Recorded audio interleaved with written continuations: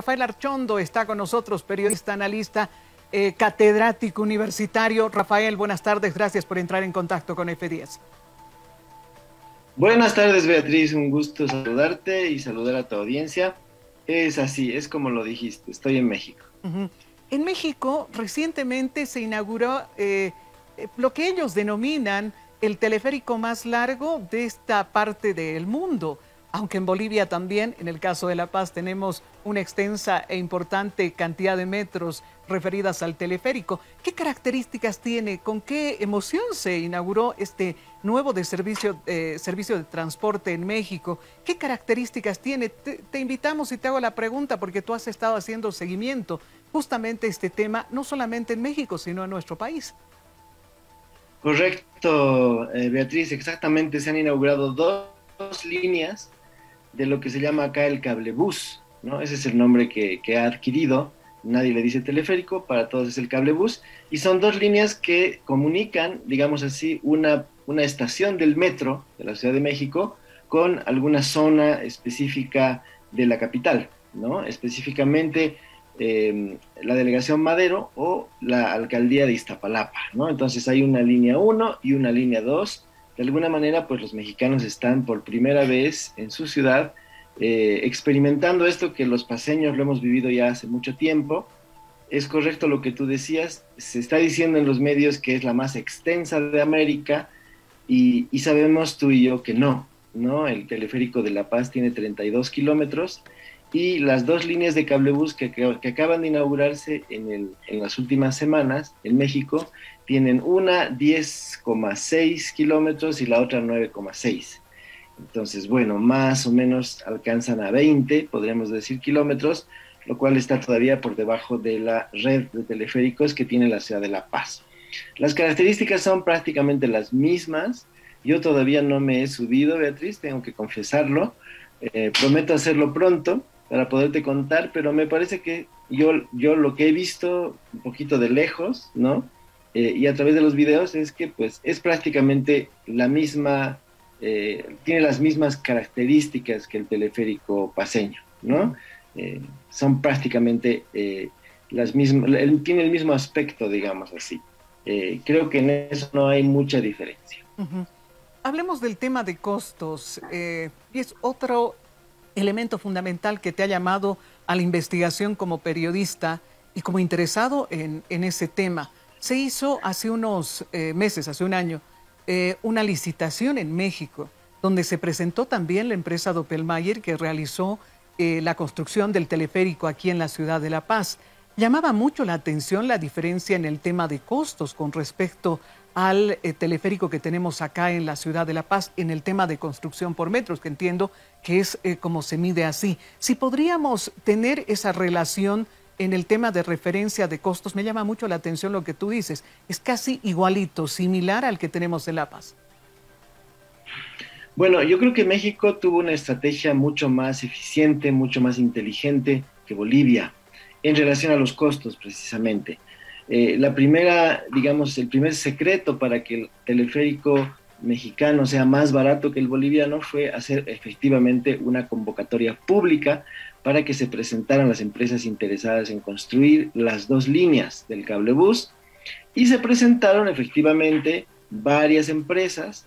Finalmente hubo dos finalistas, una de ellas fue Doppelmayr y la otra fue Leitner Poma, ¿no? Que es una empresa italiano-francesa. Las dos empresas también intentaron competir en Bolivia. Podríamos decir que en materia de teleféricos, Beatriz, hay una especie de duopolio. Es decir, estas dos empresas, Doppelmayr austriaca y Leitner Poma de Italia y Francia, son, digamos, las empresas que están especializadas en el mundo en construir este tipo de transporte por cable. Lo que hizo México, y decía que es más inteligente que lo que hizo Bolivia, fue poner a competir a estas dos empresas. Las puso a competir, hizo 3 convocatorias y finalmente en la última convocatoria de forma muy sabia se le entregó la línea 1 a Doppelmayr y la línea 2 a Leitner Poma. Leitner Poma acaba este domingo de inaugurar la línea 2, la línea 1 se inauguró un poquito antes, más o menos el 12 de julio, Y entonces ya las dos líneas están en funcionamiento. Eso le ha permitido a la Ciudad de México ahorrar dinero y no es un ahorro pequeño. Son más o menos, si comparamos con Bolivia, entre 7 y 8 millones de dólares por kilómetro, lo cual implica que si multiplicamos esa rebaja, digamos así, por la cantidad de kilómetros que hay en La Paz, pues Bolivia ha gastado como unos 250 millones más que México en la construcción de su red de teleféricos. Esa sería un poco la diferencia. Se ha intentado decir que en México cuesta menos, ¿no? Que es más barato porque la topografía no es la misma. Y bueno, eso lo tendrían que responder los ingenieros, Beatriz. Tú y yo somos periodistas, no tenemos ese conocimiento. Sin embargo, a primera vista, pues la Ciudad de México, en el caso de las dos líneas, tiene una topografía muy similar, ¿no? Por eso se han construido teleféricos ahí, porque son pendientes. Cuesta menos construir ahí una línea de transporte por cable que hacer un metro o que hacer una especie de Puma Katari, ¿no? Entonces, en cuanto a la pendiente, yo veo que es parecida a la pendiente que hay en La Paz, incluso la pendiente de La Paz es mucho más acentuada si vemos la parte del alto, y también hay que tomar en cuenta que es una zona sísmica la mexicana, ¿no? Entonces eso podría eventualmente encarecer el costo y ha sucedido exactamente lo contrario. Ujú. El costo llama muchísimo la atención, toda vez que hay una diferencia marcada de la cantidad de millones, 250 millones que tú mencionabas. Esto, como periodistas, nos llama a despertar ese foquito rojo. Tendrá que haber una auditoría, una revisión. Sin embargo, este tema ya se ha discutido en meses pasados. ¿Por qué no le interesará ni a este ni a otro gobierno el investigar estos temas, Rafael? Pues por lo que yo he escuchado, por ejemplo, en la última elección municipal pudo haber sido la oportunidad, ¿no? De discutir esto, precisamente porque el señor César Dockweiler era candidato y indudablemente el asunto era de interés de la ciudadanía, de los electores, ¿no? En La Paz. Al parecer, pues se evaluó, incluso desde el punto de vista de la campaña de Iván Arias y de otros candidatos que no eran del MAS, que el teleférico en La Paz es una obra muy querida por la gente y que introducir, digamos, una duda sobre el precio solamente hubiera perjudicado, digamos así, a quienes querían hacer como el papel de aguafiestas, ¿no? Ya que la gente está tan feliz con el teleférico, entonces decirle que no está tan bien, que hubo algún tipo de problema, pues como que podría caer antipático a muchas personas. Yo creo que esa es una posible razón. La segunda es probablemente que ya ha pasado mucho tiempo y que resulta quizás ya no algo muy actualizado, ¿no? Es decir, parece un asunto del pasado. Quizás esa puede ser una segunda razón, Beatriz. No sé si tú tienes una tercera, pero yo creo que sí, la enseñanza que deberíamos extraer los bolivianos de esta comparación con México es que ya no se pueden entregar obras a invitación directa, Ujú. ¿no?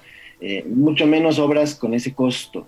Es decir, una de las grandes ventajas, digamos, del mercado, para no decir del capitalismo, que es una palabra prohibida para algunas autoridades, eh, una de las grandes ventajas del mercado siempre va a ser, obviamente, la competencia. Lo sabemos quienes vamos al mercado y pedimos una rebaja, pedimos una yapa, queremos hacer alianza con nuestra casera para que nos siga vendiendo a precios mejores. Eso solo sucede cuando hay muchas personas ofreciendo el servicio y entonces ahí el que gana es el consumidor. Y en este caso, pues los consumidores somos y seguiremos siendo los ciudadanos.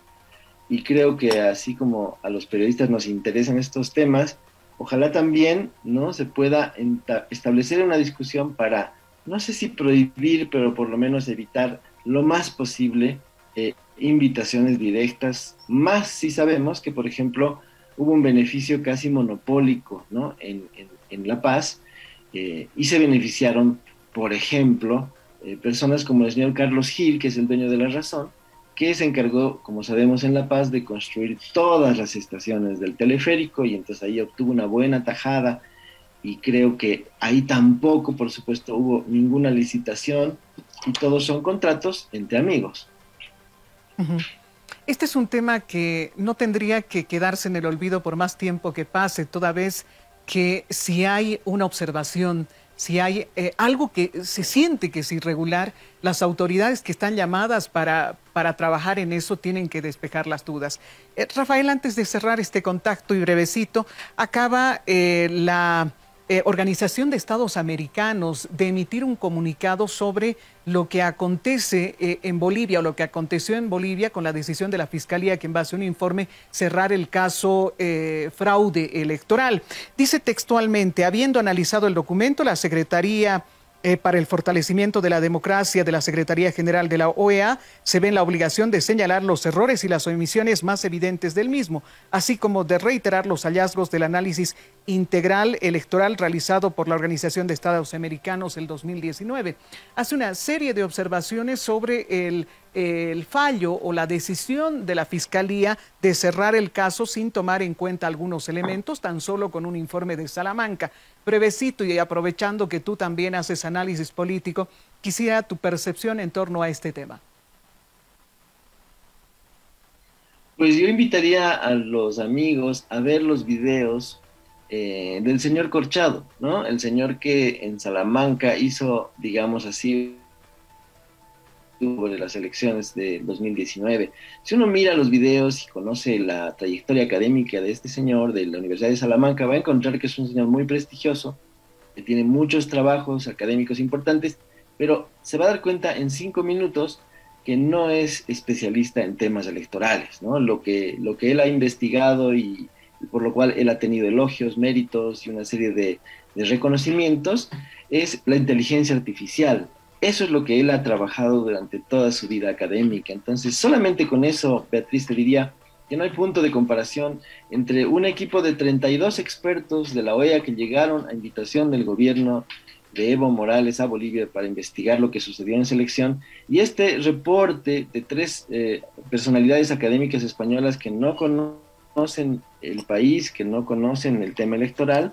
No hay punto de comparación, es decir, lo de la OEA es muy, muy superior en todo sentido, y si la Fiscalía quería refutar a la OEA, tenía que buscar un equipo de investigadores por lo menos equivalente, ¿no? Y eso no sucedió, y por eso la credibilidad sobre el cierre de este caso prácticamente es nula.